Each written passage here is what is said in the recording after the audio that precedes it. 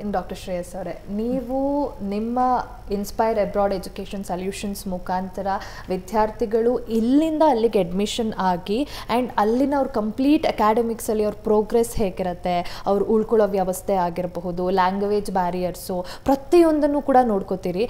ಇದು literally it is a great thing. Because ಯಾರೊಬ್ಬರು ನಮ್ಮೊಟ್ಟಿಗೆ ಸಪೋರ್ಟರ್ ಆಗಿ ನಮ್ಮ ಜೊತೆ ಥ್ರೂ ಔಟ್ ಆ ಜರ್ನಿ ಬೇರೆ ಯಾವುದೋ ಗೊತ್ತಿಲ್ಲದಿರೋ ದೇಶದಲ್ಲಿ ಇರ್ತಾರೆ ಅಂತಂದರೆ ಆ ವಿದ್ಯಾರ್ಥಿಗೂ ಕೂಡ ಆ ಒಂದು ಸಪೋರ್ಟ್ ಬಹಳಷ್ಟು ಬೇಕಾಗಿರುತ್ತೆ. ಸೊ ಇನ್ನು ನೀವು ಆ ವಿದ್ಯಾರ್ಥಿಗಳಿಗೆ, ಈಗ ಮೆಡಿಕಲ್ ಆಸ್ಪಿರೆಂಟ್ಸ್ ಇರ್ತಾರೆ, ಬೇರೆ ದೇಶದಲ್ಲಿ ಅಬ್ರಾಡಲ್ಲಿ ಎಜುಕೇಷನ್ ಕಂಟಿನ್ಯೂ ಮಾಡಬೇಕು ಅಂತ ಈಗಿರ್ತಾರೆ, ಅಂಥವ್ರಿಗೆ ಏನು ಹೇಳಲಿಕ್ಕೆ ಇಷ್ಟಪಡ್ತೀರಿ?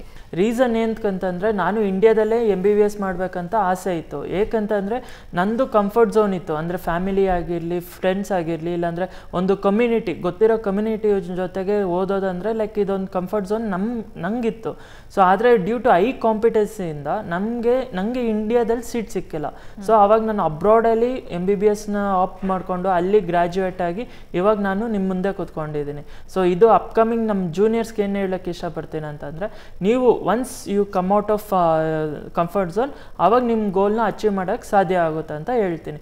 ನಮ್ಮ ಯೂನಿವರ್ಸಿಟಿಯಲ್ಲಿ ಲಿಮಿಟೆಡ್ ಸೀಟ್ಸ್ ಅವೈಲೇಬಲ್ ಇದೆ.